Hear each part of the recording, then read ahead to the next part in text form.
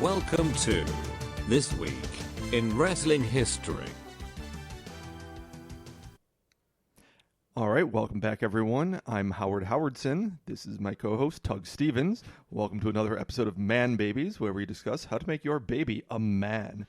Today we'll be discussing using pine cones as diapers and is 14 months too old to be learning to use a table saw. I think this was your best one yet. Thank you. I put a little work into it this week. That was pretty good. All right, Ryan, Jacob, This Week in Wrestling History. Yeah, so it seems like people liked the title stuff that we did last week. Yeah, pretty good response to that. We definitely appreciate it. We decided to do something a little bit different, our first two-parter. So based on that, we have something a little special coming up for October that we started discussing for this week and decided to go big with. Do we want to tell people about it, or do we? I don't know if we need to say it quite yet, but we're working on something big for October. Yeah. We'll leave it at that.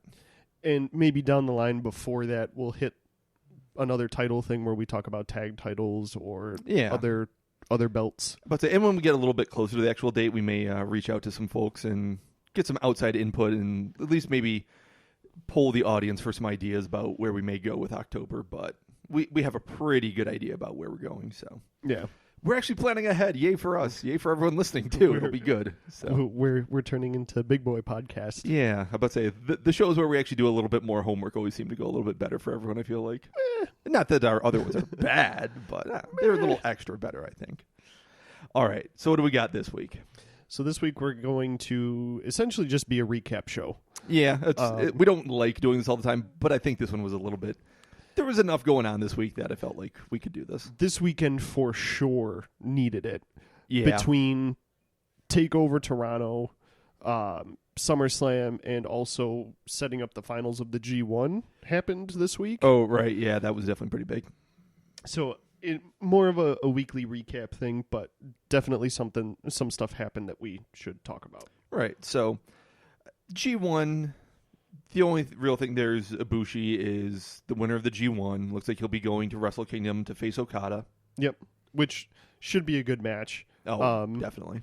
He also teased on Twitter to New Japan. He said, hey, I know Wrestle Kingdom is a 2-night thing now. I still have ties to the IC belt because Naito didn't give me my rematch. He said, if I win the IWGP Heavyweight belt on the first night, I'd like to have a title-for-title match against Naito on the second night. But they haven't said if they're actually going to do that. That would definitely be a thing because title for title has never really happened in New Japan as far as I'm aware. They don't do that very often. They do it with like the tag belts. Right. Like the Elite was 6-man and also junior heavy tag champs. But yeah, they normally do their main singles heavyweight belts. They don't mix those typically. No. I think people have been never open weight champs and also tag champs at the same time. Right, but never double singles titles. Nothing higher on the card from the US IC or heavyweight belt. Right. So they could be definitely something interesting if they decide to do it. Yeah. All right, so then we're going to take a little bit of a deeper dive into NXT and then even more so SummerSlam. Yeah, absolutely. So let me go ahead and let me pull up the card here from NXT TakeOver Toronto 2. Was that the official name of this one? Yes, it was. Yeah. I know they used to have... Didn't the TakeOvers used to be named a little bit differently and then they switched to the city names, or were they always just so they had like names? Arrival as one of the first ones? Yeah, I don't know if that was like a subtitle. Oh, because the TakeOvers used to be just out of their original area. Yeah, it was out of the Full Sail University arena. Then they started actually going on tours and stuff. It's the Full Sail ones that had the names. That's right. That makes sense. All right, let's see what we got here. So we had a couple dark matches. I don't think we're going to cover those. It was Breezango versus the Forgotten Sons and something for the NXT Breakout Tournament. Which we should at least hit on because that's Adam Cole's next probably Adam Cole's next thing. I don't know if they did anything with it in the NXT tapings this week, but I can't remember the guy's name that won it because he hasn't had a whole lot of TV time. Jordan Miles. He used to be, oh God, what was his name on when he was on the Indies? Was ACH. Yes. Okay. He did a little bit. Yes. He did a little bit with Ring of Honor and New Japan, it looks like. Yeah. And MLW. And So, so that's probably going to be Adam Cole's next feud, which, all right. meh. Yeah, that's... I haven't seen too much of the guy, so... Yeah. All right, out of the main card of NXT Toronto 2. First match was for the NXT Tag Championships. We had Undisputed Era versus the Street Profits. So good. It was really good. So I've never actually seen the Street Profits before. They're really good. Right. So I've always heard them talked up a bit, but I've never seen them. And I was surprised, and I wasn't expecting to like them as much as I did. And yeah, they were really impressive. Dawkins especially, I thought was real. I know Ford gets kind of a little bit more press than Dawkins, but Ford gets more press because he can talk. He's the mouth. Yeah. But you have Dawkins is a big guy that can move and wrestle and be really entertaining. Yeah, he's a legit dude. They have a good dynamic, kind of like with Shawn and Diesel, because they have the smaller guy who can do a lot of stuff, but you have the bigger guy who's just a straight up powerhouse. Right, and even more than Diesel and Shawn, Dawkins was definitely more interesting than, I mean, maybe not than Diesel and Kevin Nash's own way, but yeah, I get what you're saying. He almost reminds me of like Kevin Owens. So more recently, you could attribute him to the OC, Gallows and Anderson. I could see that. Yeah, you got the big guy who can move, but then you also have the smaller guy. Yeah. So really good team. Undisputed Era ends up losing. I don't know why I mentioned them. Street Profits win, keep the title. Yeah, when this happened, I was a little bummed that Undisputed Era wasn't. Yeah, I was kind of hoping everything. I was kind of hoping for that as well, but it was still a great match, and it's not like you can be upset about it. No, you can't be upset about that by any means. I definitely foresee Street Profits doing some really good stuff on Raw or SmackDown. Right, come to the rosters. I think there's kind of also a little bit of expectation that they would be dropping the belts because it seems like they're almost getting a main roster call-up right now, which... Because they've been popping up on shows. Yeah, they even popped up on SummerSlam doing that stupid woo thing with Flair. And... Anyways. So I still think both those teams have a lot to show off in the future, so it was a really good match, and cool. All right, next up was singles women's match, Io Shirai versus Candice LeRae. Evil Io winning. Evil Io is fantastic. So good. This match was amazing. And it's the one thing that Edge and Christian mentioned on their podcast this week that I hadn't thought of. It's really hard to have somebody come in as a babyface purely based off of them being straight up likable and like as a good person kind of thing. Yeah. Which is what Candice LeRae does. Right. No, but she's not a face because she's like touted as being the good guy. She's a face because she's Candice LeRae. Right. And everyone... It's tough, too, because she is Johnny Gargano's wife, and you don't want to, like... It's a double-edged sword where you can use that, but you don't want her to just be that. Right. And you want to be careful with that. They do a good job with the moments where after his matches or after her matches, they come out to like they support each other. They acknowledge it, but they don't lean on it. Which is the right call, I think. They're not doing a Seth and Becky thing. Yeah, which apparently Becky was not terribly pleased with how that whole thing went down. No, and which Seth was very apprehensive when it started. I thought that went very poorly as well. They fridged her. They fridged her, exactly. Anyway, back to to NXT. Yep. Evil Io. So good. Her entrance, as soon as she came out with like that darker techno music, I was like, "Ooh, okay." Right, and she came out looking evil, and you're like, "Ooh, okay." This weekend was great for a couple entrances, and I'm sure you know which one I'm referring to, and we'll get to it in a little bit. Yep. So one thing that I do want to mention is that I had a friend of mine, Rob, who's been on our show before. Ah, yes, the current trivia champion. Yes. He texted me and asked me if I was watching, and I told him yeah, and he goes, I'm not watching live. I just got to the match with the little blonde girl and the Japanese girl. Okay. And I was like, okay, that should be a really good match. He goes, yeah, it should be, but I really hate the Japanese girl, and I don't know why. And I was like, then she's doing her job. Right. It's like, all right, mission accomplished. Nailed it.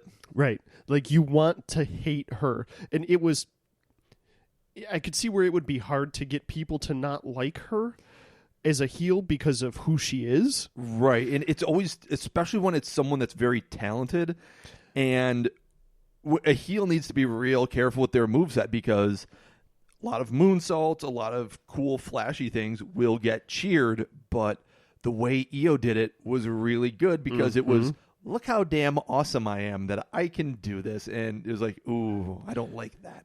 Well, the other thing, too, is who better to put her against to make it hard to not, or to not make it hard to hate her. Right, exactly. Like, if you were to have a heel Io against Bianca Belair, you're going to cheer for Io. Right, because Bianca's like, meh. If you had a heel Io against Mia Yim, you're going to cheer Io still. Yep. You have a heel Io against Candice LeRae, you have to cheer for Candice. Right. And so it was just one of those things that I thought this story leading up to Io turning heel was fantastic. yeah, everything was done very intelligently. They set it up well. It was very old school kind of feel as far as that stuff goes. Yeah, it got more of a build than the women's title match did.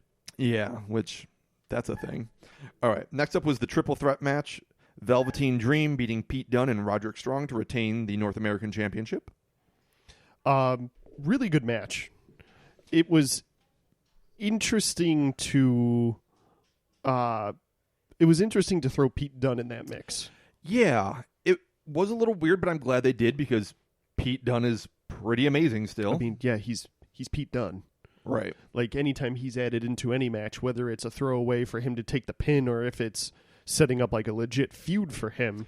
Right. And the cool thing here was it really did. So Pete Dunne did take the pin, and it really set up Roderick Strong to stay in that North American title picture, because now does the heel thing of, oh, well, you didn't really beat me. I never lost the match, so right. I should still be in contention, yada, yada, yada. So I'd never really seen Dream before, honestly, either. Like, I'd seen the ladder match, but his entrance was really entertaining, honestly. Oh, it was great. With the Raptors cheer squad coming out and then coming out to the Mountie music, and then, yeah. It was great. As soon as the Mountie music played, I was like, oh, man. Right. Again, so not having watched a ton of Dream stuff, wasn't ever really sure about I knew it was kind of like the Prince gimmick type thing, and I was always kind of like, I'm not really sure how that works. Like, I get it now. Yeah, it's like I don't want to say he's a full-blown face, because he's still so super cocky with the gimmick, but so he's essentially playing, and he's said this before, he's playing himself like Hulk Hogan did. He's a face, but he does some pretty heelish stuff. Right. And almost kind of like Savage. I definitely get a Savage feel from him too, where he's a very cocky face, and sometimes you're like, you're being kind of annoying here, and you're being a little bit much, but damn, it's still entertaining. So yeah, he's got it figured out really well. So the one part that kind of got me was when he did some move and on Roderick Strong, and then he turned as Pete Dunne was getting into the ring and just kind of blew him a kiss. Yep. And I was like, oh boy. Oh yeah. He's really good at being an antagonistic face. Mm-hmm. So that's a real credit to him. So unfortunately, that was the last I was able to catch of NXT. So these last two matches, I didn't catch any of. I've seen a little bit now of the final one, but this next one I didn't catch any of. Shayna Baszler retaining the NXT Women's Championship over Mia Yim. So I watched Mia Yim when she was in Impact and she was feuding with Rosemary. Okay. they did not do her justice in NXT. Right. So I basically only am able to follow on NXT. I don't really watch it weekly as much as I want to. I kind of keep up with like just the reports online. This build felt like it came out of nowhere and was like, let's just feed her to Shayna. Yeah, and I think they're trying really hard to do something with Shayna to put her on the same level as Asuka. The problem is, I don't think people are feeling Shayna because I've been seeing a lot of blowback. Like when she first appeared, people were all about it because she seems super legitimate. She seemed like she was beating the ever-loving crap out of people. But the problem is she's apparently kind of just having the same program and the same matches with everyone. And it's kind of showing that she can't elevate other people. She can have great matches with great people. But as a champ, you need to be able to have great matches with anyone and make anyone look like they're a legitimate competitor for the title. And she can't. Yeah, there was a couple of points where this match got really stale. Uh-huh.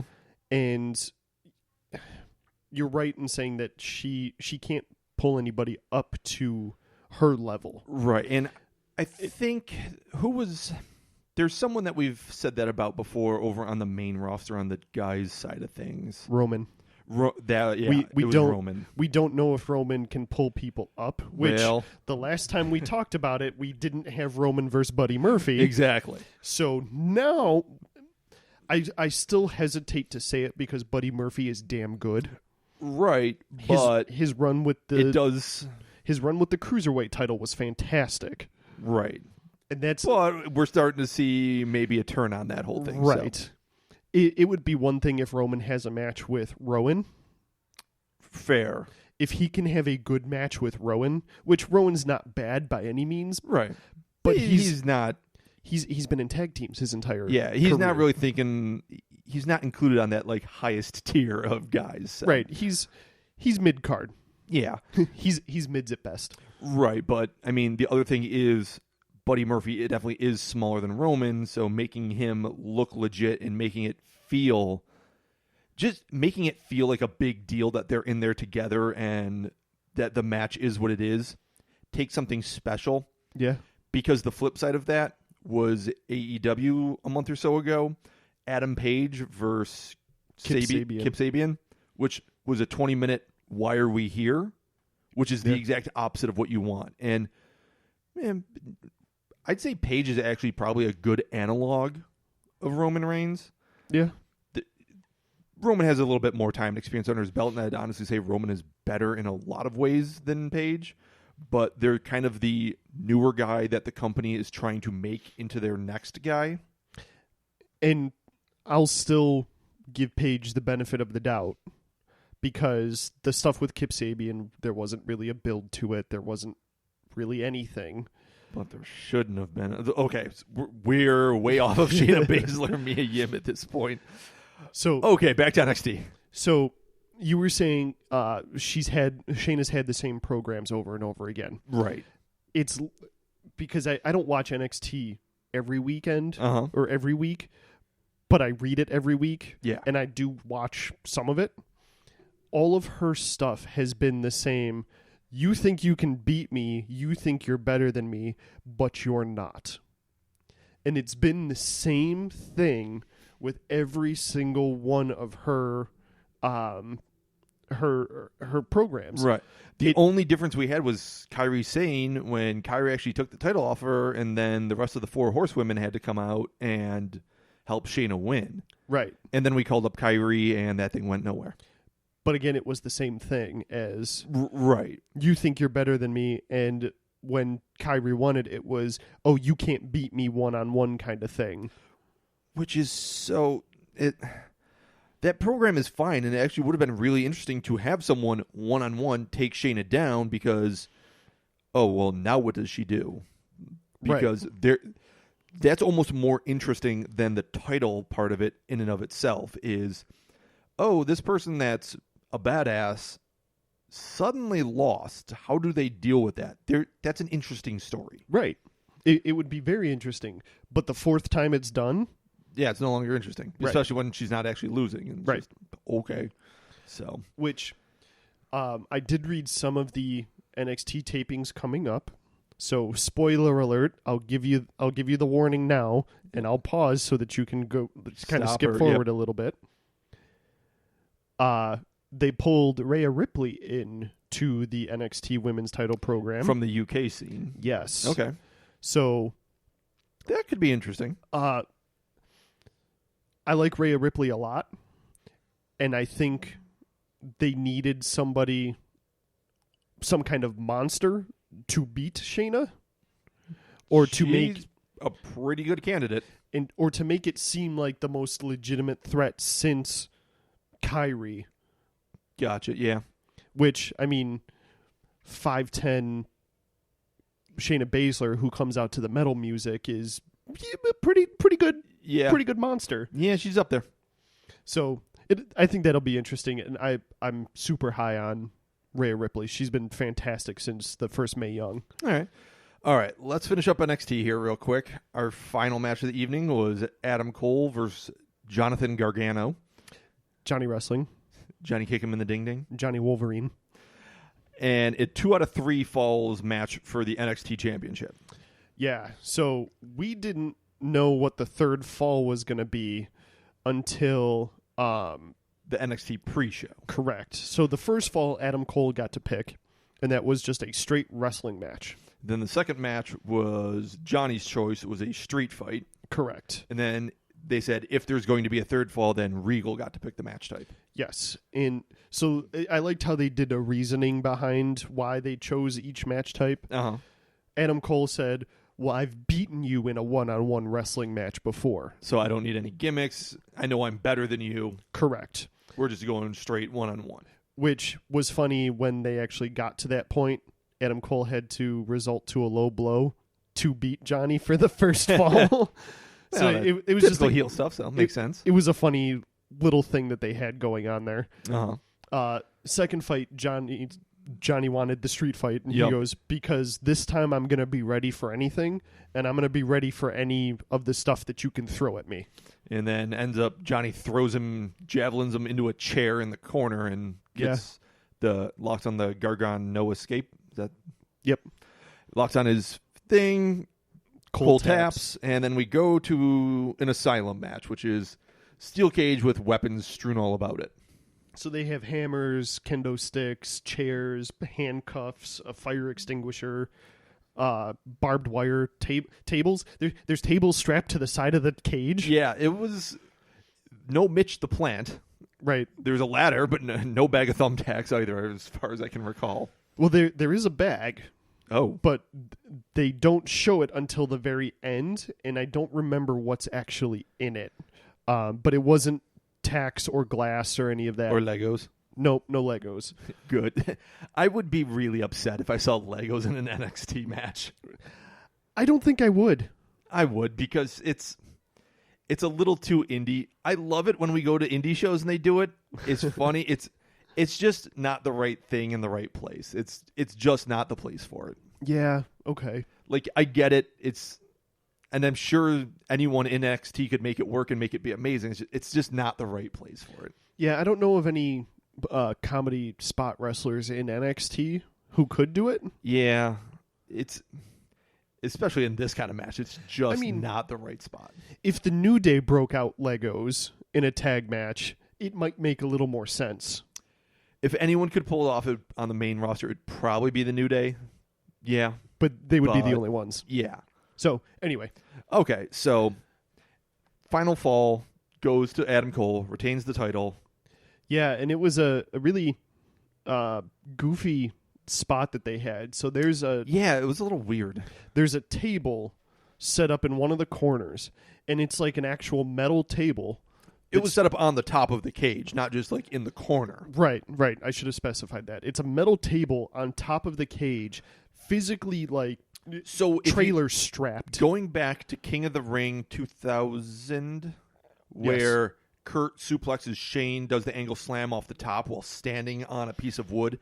It was set up in the corner like that, where it was set up as a platform diagonally across the turnbuckle, or top of the cage in this case. But they still made it seem like it was set up like it's supposed to be a regular table because like the legs are down on it. Right. It definitely looked a weirdly gimmicked table because it's like a metal frame with a plexiglass top on it. Yeah.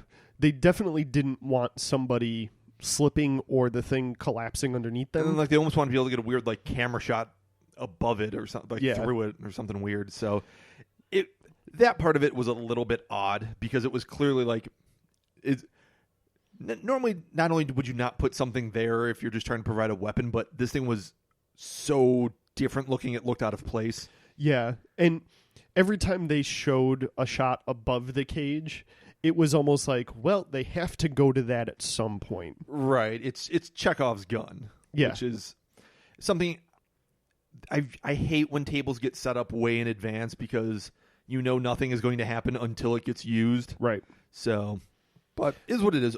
Great match overall. And I think I remember what was in the bag. I'm pretty sure it was some brass knuckles and some other stuff. Yeah. Should have been Jake's snake. Okay. That would have been weird. We got a snake in here. Like, ugh. So they managed to make their way up to said goofy platform table. Oh, right. You were talking about the finish here. And they're standing on it, slugging each other out. And Johnny goes to try to do something, but they both end up going off of the platform through a table. It's not like anyone necessarily did a move to the other guy. They both just kind of went ass over tea kettle off this platform to the mat through a table. And it was a goofy spot because as soon as they went through the table, Cole like rolled over and his back was all sorts of cut up. Yeah. And it wasn't necessarily a pin either. It was one of those where Cole just rolls over and his arm falls on top of Johnny. Yeah, so the ref it's counts. just kind of in a heap type thing, and it just happened to shake out this way. So yeah, that's fine, but a little weird. So, first time in a while that Johnny Gargano did not have the highest rated match of the evening.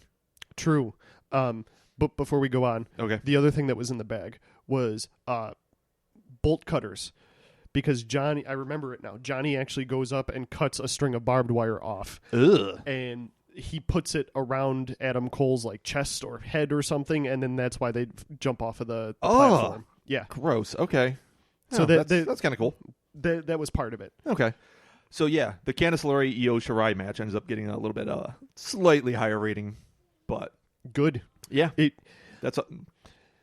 I'm surprised the main event didn't get higher rating because it was still really good, and it definitely seemed like a finality to their feud. Because I mean, this has been the main roster or the main NXT title feud for how long now? Yeah, quite a while.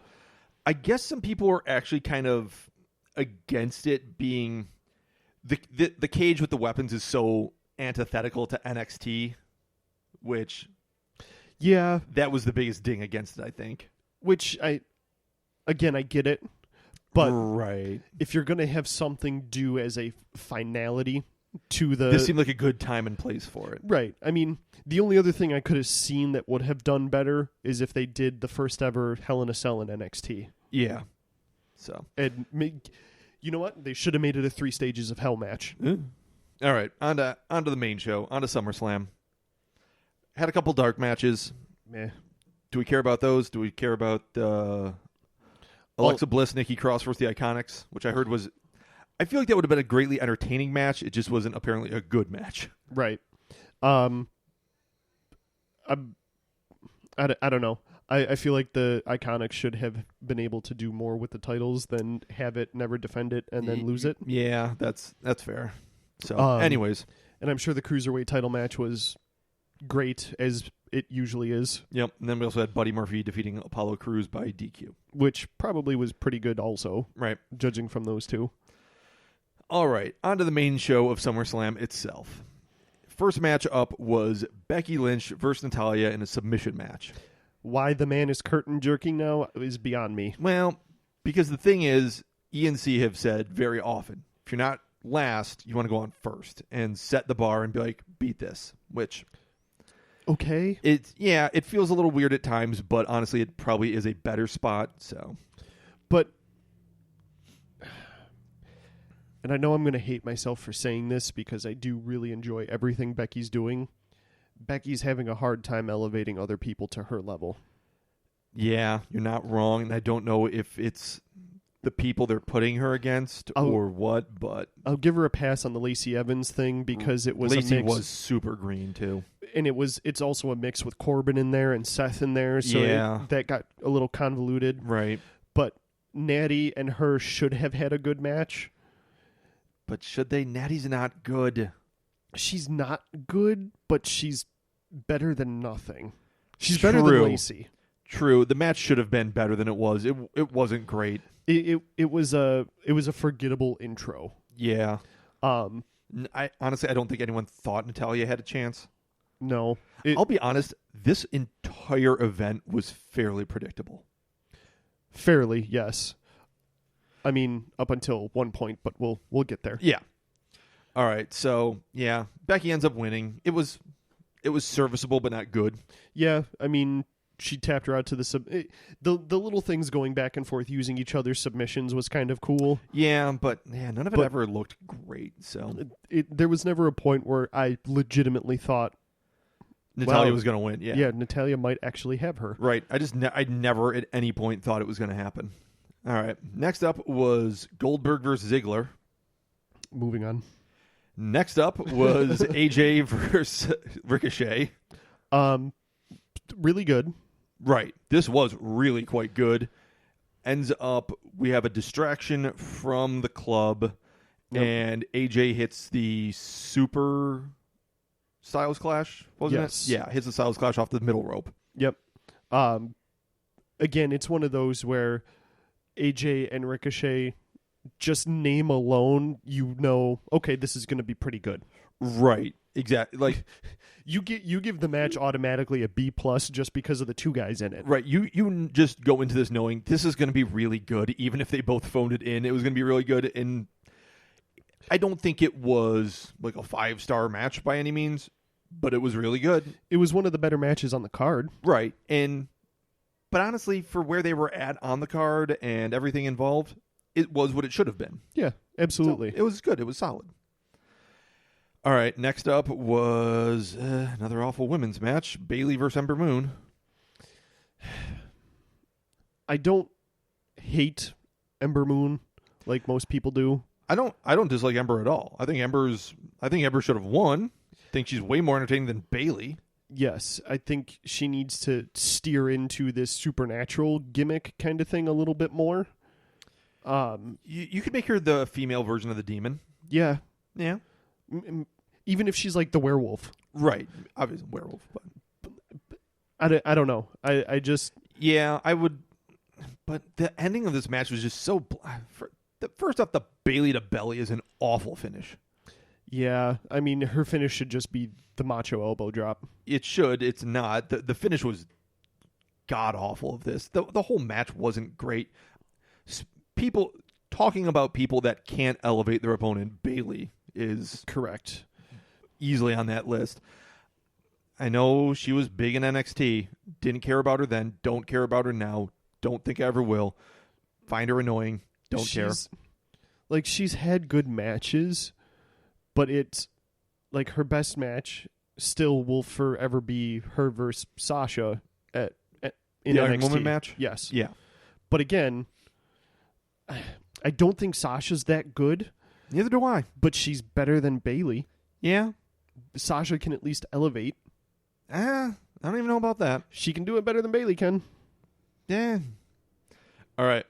Next up, KO versus Shane singles match, and if Owens lost, he would have had to quit the WWE, which he obviously didn't. But no, but they should have done if Shane loses, he doesn't wrestle anymore. Yeah. But yet here we still are. So the biggest thing I will say about this, Shane sold the best groin kick I've ever seen. It was amazing. It was nearly cartoonish with the way he took it. So for as much as I dislike Shane, the guy can sell. Yeah, I hate Shane's offense, but Shane does... Actually, let me take that back. I hate Shane's punches. Shane jumping off of crap looks great, and honestly, is a really good way for him to fight. And that's what they should emphasize, is honestly the big, giant, dumb risks he does. Emphasize the fact that he's Vince's kid and isn't a trained professional fighter. So all he knows how to do is to fly at people. Right. Like, guess what? All I got is throwing myself against you and doing as much damage as I can to the both of us and hope that I can outlast you. I think that's a perfectly fine style. It's a tough style for a 45-year-old or however old Shane is. Yeah. But I will still... The groin kick was amazing. Shane just came up off the ground like a foot and a half into the air. It was like he lifted him via a groin shot, and it was amazing. So yeah, KO kicks him in the groin, hits the stunner, 1, 2, 3. It was a fine match for what it was. Honestly, like it was good for what it was supposed to be. I legitimately enjoy KO using the stunner as his finisher now. Yeah, definitely. And so Elias was also the special enforcer in this match, so he was on the outside causing a bunch of annoyances and stuff. Right. Which was perfect. It was the perfect way to get heat for Shane and Elias and for KO to still overcome it and win. It was not a technical masterpiece by any means, but it was also exactly what it needed to be entertaining and for those characters. Exactly. It didn't need to be a technical masterpiece for these two. This is essentially the newer generation Stone Cold versus Vince McMahon. Yeah, and it was fine for that. Yeah. And it was fun. So, all right. Back down again. SummerSlam was very hit and miss for me. Yeah, there was some high moments, there was some very low moments, and there was one incredibly high moment. Yes. Are we almost to that yet? Because I really want to talk No, we about have two that. incredibly low moments, unfortunately, first. All right, next up was our third women's match on the card, which is actually kind of awesome that we had a third one. Yeah, I'm kind of surprised that there was that many. But it's kind of effing stupid that this was the kind of final women's match for the evening when it should have been one of the championships, you would have thought. But it was our single match of Charlotte Flair versus Trish Stratus, and this was a clusterfuck. Yeah. Trish is old and needs to be carried through matches. Yes. It is what it is. Yes, and Trish should not be in singles matches anymore. Probably not, and Charlotte's not one that can carry anyone through a match. Her special spots in the Rumble are awesome. Her special stuff in like tag matches are good, but she shouldn't be singles one-on-one. No, it exposed her way too much. Yeah. And this was essentially her retirement match. Yeah, pretty much. And passing of the torch to Charlotte, which... How many fucking torches does one person need? Right. She's essentially now carrying. She has every torch she needs, and she's still not over. She's essentially carrying the Olympic bowl right on her back. She has a cauldron of fire. Yeah. What more do you need? You're still not good. I said this earlier to you earlier in the week when we were talking about it a bit. Charlotte reminds me of someone that's watched a lot of wrestling, trying to be a wrestler without actually knowing how to be a wrestler. Yeah, I'd agree with that. She's not good. Nope. I don't like her. She's not good. Sorry. Nope. All right, next up was something that was getting good and then suddenly stopped being good. Kofi Kingston versus Randy Orton. I liked the story behind this. And yes, very much. I guess part of me is because I used to be a big Randy Orton fan. I liked Randy Orton a lot too back in the early days. I liked when he was doing his Legend Killer gimmick. I liked when he was with Legacy. He's now just a guy. He's now very much a creator wrestler. Yes. He's the guy that if a 10-year-old sits down at WWE 2K20 and is like, yeah, I want to make somebody who looks really cool, Randy Orton. Yeah, exactly. He's now a very, I don't want to almost say generic, but yeah, very kind of generic of the guy with the sleeve of tattoos and he doesn't really has a cool finisher and a couple cool spots. A gimmick anymore. No, he doesn't. But this match was really good, given that he doesn't have a gimmick, because it was able to go back to his history, which right. I think is really, honestly, at this point, what they need to do with Randy is, And they started to do it previously, where he was like, I used to be the legend killer, now I kind of am the legend, and make him, I don't know what you would call it, a newbie. Make him the rising star killer. Yeah. Like, have him face up. Don't have him actually beat some people, but have him face off against, like, Finn Balor. Have him face against Adam Cole when he comes up to the main roster. Yeah, Buddy Murphy. Yeah. Ali again. I think the other thing that I have to pause myself but when I go to watch a Randy Orton match, because he's very much an old school style. Yeah. He's got that slow, methodical, beat you up, let me hit some spots, and wear you down. And, again, listening to Edge and Christian, when they paired him with the Revival on SmackDown this week, that's a good idea. Yes. Having an old school faction would be a good idea. Because they're legitimately all doing old school stuff. Right. They need, like, one more guy, and they either need, like, a super... Chad Gable might almost work. Have him be like the actual wrestler kind of thing? Yeah, kind of like the problem is he's not quite big enough to be an enforcer style role. But well, you don't need an enforcer with the Revival around. Right. They could kind of pull that duty. And Chad Gable could actually almost mix in with the Revival pretty well, too. I would, and I know you're going to hate this, I would almost say Dolph, too. Oh, that's actually not bad. Tone him down a little bit. Have Randy, Dolph, and the Revival together? Yeah, that could work. Because Dolph can still do the Gable stuff. Yeah. He's better on the mic than Gable. Oh, very much so. Yeah, that actually... The problem is you almost run into Dolph and Randy kind of fighting for the leadership role. Cool. That's how you dissolve the faction later on. Nah. Long-term booking. Dolph's a little too cocky to also be that much of a group guy without being the leader, so... True. I mean... It doesn't really fit the character as well, so that's my only issue there. Shelton Benjamin might also be a good fit. No, he can't go anymore. Yeah, that's sad. But anyways... If it's not Dolph, Gable's the best one. Or even Bobby Roode. Yeah, Lashley might also work. Lashley could actually work in that. Be the actual enforcer. Yeah, be the giant dude, because Lashley is kind of like your old school, almost 80s prototype kind of guy. Yeah. So that could... Huh. Anyways, back to Randy versus Kofi. The match ends in a double countout, which the fans hated. Yeah, if you're gonna do a stall where you want to have this match again later on, Right. First off, don't have the first match for him at SummerSlam. Right. Secondly, don't do a double countout. It was very weird and dumb, too, because they end up on the floor out in front of Kofi's family, and Randy starts, like, just yelling at them, which really pisses off Kofi, and they just kind of brawl on the outside till they get... It made no sense. It wasn't... The biggest crime here is that it wasn't impactful. It wasn't like a flashy double countout. It wasn't over the top. Oh, man, they're really, like, they can't be separated. It's on now. It was just... bleh. Right. They could have done something to make it a little bit better.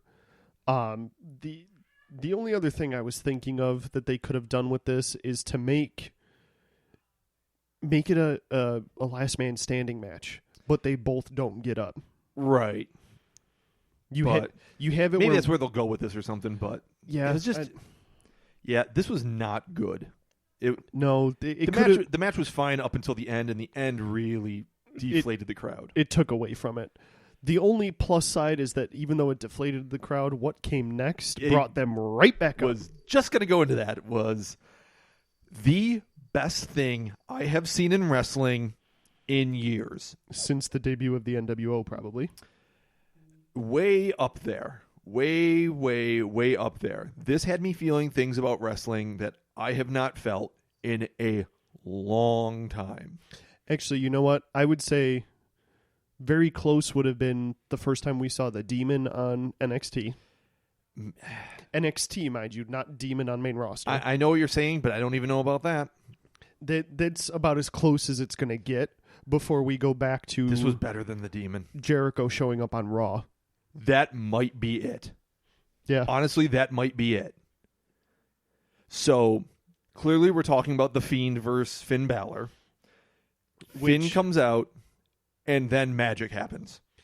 Which, before we get into it, I legitimately want a Fiend versus Demon match. Oh, we will get that at some point. That's definitely going to happen. That needs to be a Mania match, however. Yes, it does. And I cannot wait for the program, because as long as Heyman allows Bray to keep doing his thing, because he's the one that's doing all of this stuff. He's having, from what I've been hearing, is he's having very little input from the writers. Uh-huh. And the writers that he is getting input from are not WWE writers. Yeah, this has clearly not been a WWE production. They're bringing in people from the outside, like the Firefly Funhouse. They're bringing in outside directors to do this stuff with Bray. And all of the costumes were outside done by professional visual effects studios. The fact that his mask is made by Savani, the guy who made... Tom Savini? Savini. The guy that made all of Slipknot's masks. Yep. The original horror masks. I was about to say, wasn't he like behind Leatherface or... Leatherface, Michael Myers. He's had a hand in almost every single major horror. Right. He is... If you're big into the horror genre, you know this guy's name, and we don't need to explain who he is. If you're not, he's the guy that's designed most of the major horror things that you might know of. Yes. And I've never been so excited for the re-debut of a character as I was for this. Right. And they're giving it time and space and not rushing it. So I realized how I want to see the Demon versus the Fiend. Okay. I want to see somehow the title get stripped somehow from someone or held up. Basically, we have no champion going into WrestleMania. And however we get there, the culmination is Bray Wyatt, the Fiend, versus someone. Not Finn at all. And something like, we're having this giant Mania match. It's the end of Mania. The Fiend comes out. And we still don't know who's going to face him. We know. Say it's Dolph Ziggler or whoever. Okay. Dolph comes out of the big entryway. He's still up on the main entrance ramp. Lights cut out again. Something happens, and the Fiend comes out and replace. Basically, I want it to be the Demon comes out. Oh and yeah, sorry. him. The Demon comes out and takes out the other opponent, and we have the Demon versus the Fiend for the title at Mania. And I want it to be honestly like Akuma coming in Street Fighter 2, where you think you're fighting M. Bison, but you did whatever to unlock this fight, and Akuma comes in and boots the other guy out, and you're like, oh crap, now I'm fighting this thing. I like that. However, I want a little bit more of a story behind it. They don't need any more story. They have it. They don't need it, but I want a little bit more. So you can do that over the summer. No. So you remember how they had Bray and Matt Hardy? Yeah. That whole thing where Hardy woke Bray Wyatt? Yeah. Give me something like that, where the Fiend is pulling the darkest parts of Finn Balor out. You could have... Honestly, Matt Hardy would be the best person to tell that story. Like, don't have him be woken Matt Hardy, but in the build-up to this whole Mania thing that I'm talking about, you just have... They're sitting down doing an interview with Matt Hardy, talking about going back to the Hardy compound, teaming with Bray, seeing Bray, like, bring up when it was the Demon versus Bray back 2 years ago or whenever it was. You can have someone else telling that story, because it shouldn't be Bray telling that story. Have someone else talking about that story, looking in from the outside, trying to make sense of, hey, from what I know about this guy, from the time I spent with him, it was this, but there was always kind of this thing. And for somebody to face him, they're going to need a very dark part of themselves to actually do it. Look, they're going to get, basically, they have to go and find something in them that's as dark as the Fiend is, and have them hint at it. Don't have them actually do it. Oh, definitely. You bring Finn up, you mentioned their feud in the past, and that, hey, this did something to Bray. Yeah. And, I thought I helped cleanse him when, I thought I helped him work through that when we went to the Hardy compound. When we were teaming. This was always there. Yeah. He seemed better, but you could always tell there seemed to be something. I think that's easy to do. I think it could be great. Just, I want to see the demon come in and just replace someone and be like, come out of nowhere and be like, oh, it's back and it's on. And I need a really, really good demon painting. Oh, yeah. So, and I would even say I need a different color scheme demon. I was thinking that, like, give me black and white. I was about to say, if you could do like almost a white themed demon, like an angel demon, I don't know how you necessarily pull that off, but yeah. Anyways, let's get back to the actual match here. This is, if you haven't watched this, please.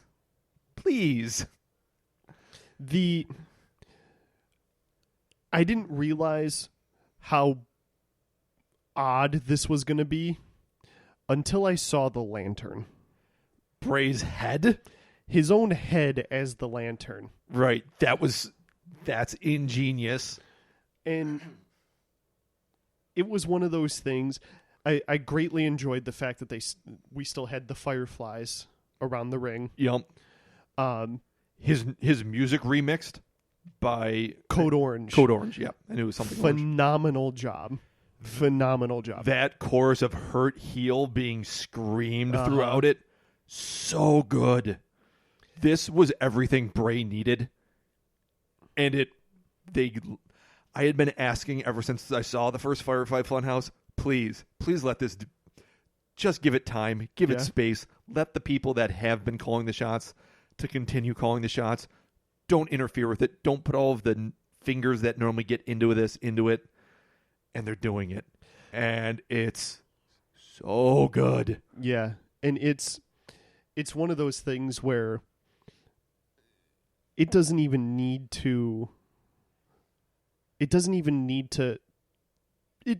title. No. It doesn't need, like, just the way that this is and the way that they're doing it. They had one chance to do this. Yeah. And they did it. They hit it out of the park with this. They didn't talk through the entrance. No, there was nothing. They just It would have been so easy for Cole to fuck it up, for anyone to fuck it up. They didn't. This honestly felt like, so you know how much of an Undertaker fan I am. Yep. This felt like a Undertaker style thing. It felt so much better. So I'm old school. I've seen all of the old Super Deadman Undertaker entrances. This beat the shit out of him by a mile. Well, the thing that I'm more leaning towards is when Undertaker gets in the ring, the announce team always says, if you haven't seen this live, you don't know what this feels like to see this kind of entrance. I would argue the exact same thing for this. Oh, I bet. This SummerSlam crowd got a damn treat seeing this entrance for the first time live. Yeah, they were very lucky. The match in and of itself, there was maybe two little things I could pick at, but it was so much what it needed to be. I thought it was perfect. The neck snap thing was a little bit odd. Like, for not being the finish, it was weird. Yeah. It was almost a little bit too much, but this felt like a different Bray, too. Yeah, it felt like an angrier, more energized Bray. The stuff that I really enjoyed was you could see Bray coming out. Yeah, but when he goes to go for the Sister Abigail, we're like, oh, he's still going to use that move, and then he backs off from it. It still feels very different while being in the same realm-ish. It Yes. definitely feels like Bray pushed into a different place. Absolutely. And I really hope at some point there's a point in this story where Bray's trying to take the mask off but can't. Because I think him trying to rip the mask off but being unable to will be a really cool moment. Yeah. I could definitely see this as I mean, I would even enjoy Bray having a match as Bray, where he comes out in the sweater vest. He comes out in Firefly Funhouse Bray. The Muscle Man. Okay, make it two different personas though. That there's shadows of the Fiend coming out when he's doing this, but there's also shadows of Bray coming out when he's the Fiend. I don't necessarily even disagree. It's just a very careful line to walk. Oh, I absolutely. I think if they ever do have him on like normal weekly TV on Raw, It can't be the Fiend. It should not be the Fiend. Nope. It should be like Muscle Man Bray. Where he's in the Zubas and the headband. Exactly. Yeah. Which I gotta mention, the Fiend's pants are really kind of silly, but for some reason they work. They're fantastic. They're clown pants. Yeah, because he was going for Joker, and like I know exactly which Joker he's going for. Recently, there was a Batman. No, not recently, but within the last like 3 to 5 years, there was an arc where Joker had lost his face, and he was wearing his own face that had been like leathered over his face. Yeah, the story was that he had died, quote, died, and Harley Quinn was upset. Oh, and trying to make another Joker? Correct. She cut his face off and put it on people like Deadshot, who she was trying to recreate Joker. Gotcha. Joker wasn't actually dead, came back and was like, that's mine. Ugh. But yeah, I mean, I think he's acknowledged that's the look he was going for. Yes. Works super well. But anyway, it looks like someone did that Joker thing to Sting is what the mask looks like. Yes. The match itself I thought was perfect. Yeah. They had the little shots of, oh man, maybe this is going to go a little bit longer. Finn's fighting back, and then he just gets whopped again. Yeah. Well, he gets caught by the mandible claw, and then good night, Gracie. And so that's the other thing I want to mention after this. Go ahead. I also enjoyed that he's using the Uranagis quite a bit, where he's just straight up picking somebody up, manhandling someone and slamming them, fucking throwing them straight back to the mat. Here's the other thing I kind of want to see: the whole "let me in" thing. I kind of want to see the mandible claw being used to infect people with the Fiend. Yeah, I want to see that being his way in. I don't know if they're going to go that far with it. I don't either, but I would like to see it still kind of like I want to see the mandible claw messing with people. Absolutely. Don't go too silly with it or too like literal infection with it, but I want to see that really screwing with people. Or even have it as that's how the demon comes back out. Right. I wish they hadn't have shown Finn afterwards. This was my one little nitpick. I don't think showing Finn being anything other than completely dead in the ring held much value. I enjoyed that they had the shot of him up on the entrance ramp with the flashing lights. Yeah. But that's where it should have ended. Right. If you were going to show Finn, it needed to be... I would almost go on to another commercial or a different video package and then come back and still show him just starting to finally... He basically bounced back a little bit too quickly, I think. Yeah. You now just have him rolling to the outside and being like, what the hell just happened? I also would have had him be a little paranoid of everyone now. Like, when the ref was like, dude, Finn, come on. You need to get up. You need to... Like, just like shoves him off. Like, what the... Right. He'd stay away from me. Yeah, he doesn't really trust anything right now. Yeah. So, if I was grading that thing, I'd probably still give it, I don't know, a 13.5 out of 10. Yeah. I guess I deducted a 1.5 off of a 15 out of 10. It's still an A++ in my book. Exactly. Like, as I said, it made me feel things about wrestling that I had not felt in a while. And, all right, I think, spoiler alert, The Fiend is kind of what got our ideas for October yes churning. So absolutely. we're gonna look at some supernatural stuff for October in wrestling. So How to do it and how not to do it. yes, so we're gonna take a real deep dive into it. We're gonna Spoiler do a ton of alert, research. The Fiend is how to do it. Yes, hopefully that doesn't change between now and then. But All right, so last match, Brock versus Seth.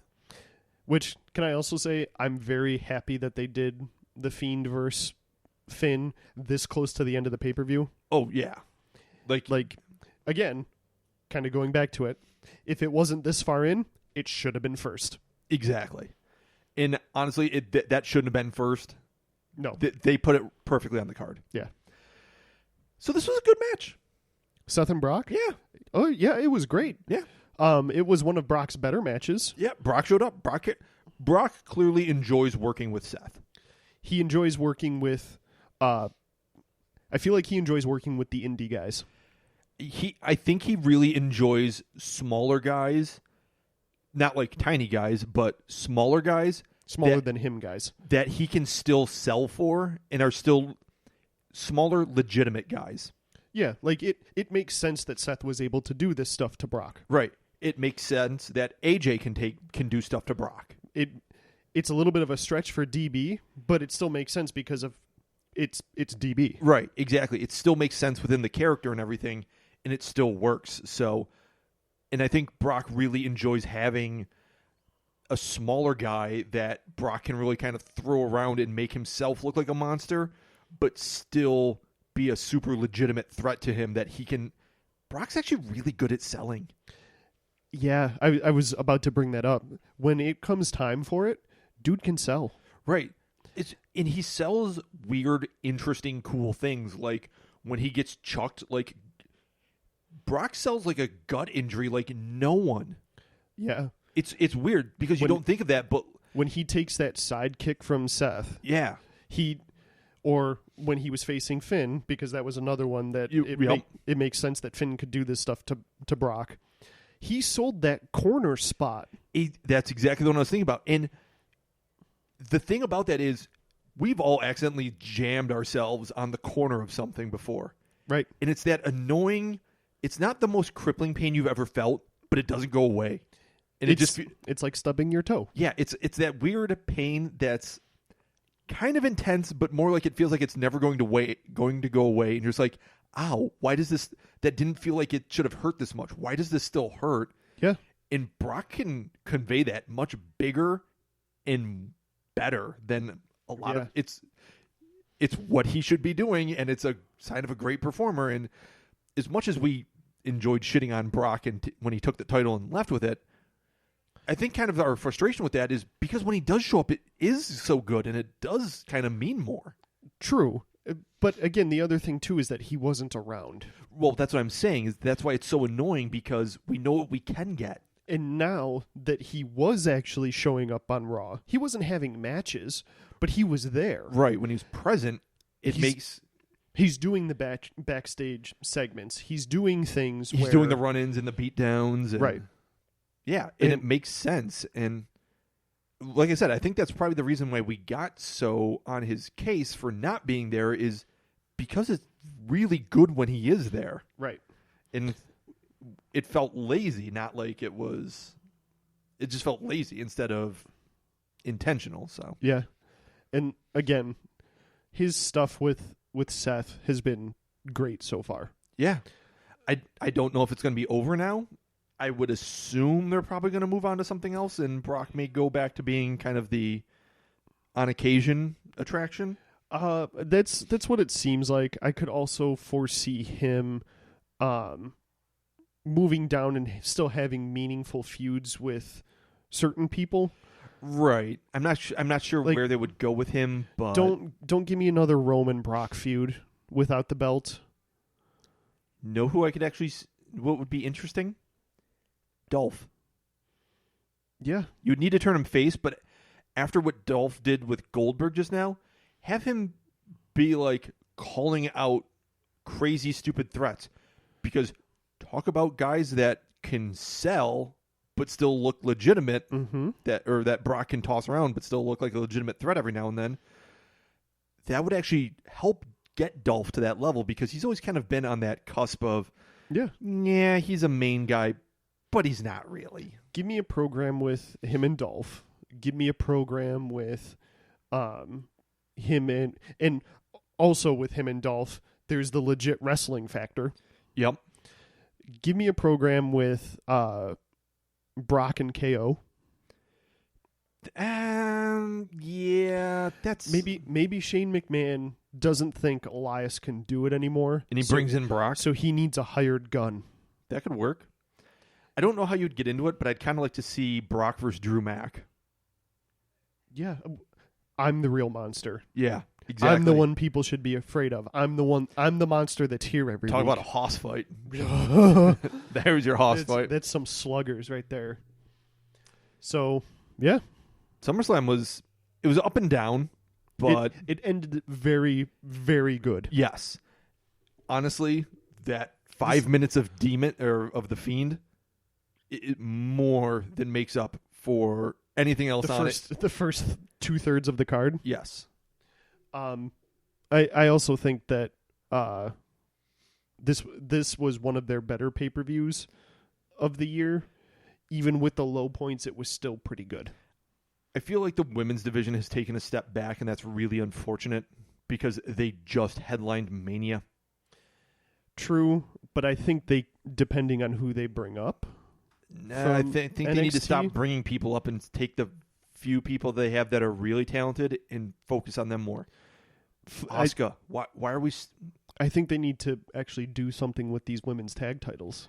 I think Alexa and Nikki are the great ones for doing it, but they need to... They're not doing it well. Give me Asuka with Paige against Becky. Have her kill Bayley. Sure. Have her kill Bayley. Get the SmackDown title back on her and go from there. Yeah. Have Asuka and Kairi be co-champions. Yeah. All right. Think that's about a show? Yeah, I think that's a show. We don't know what we're doing next week, so we're not planning... Next week in September are still a bit of a mystery, but we got October in the... We're doing some long-term booking, but the very short-term... The short-term stuff ain't what we're good at. Yeah, we still got to figure that one out, but... All right, we're history.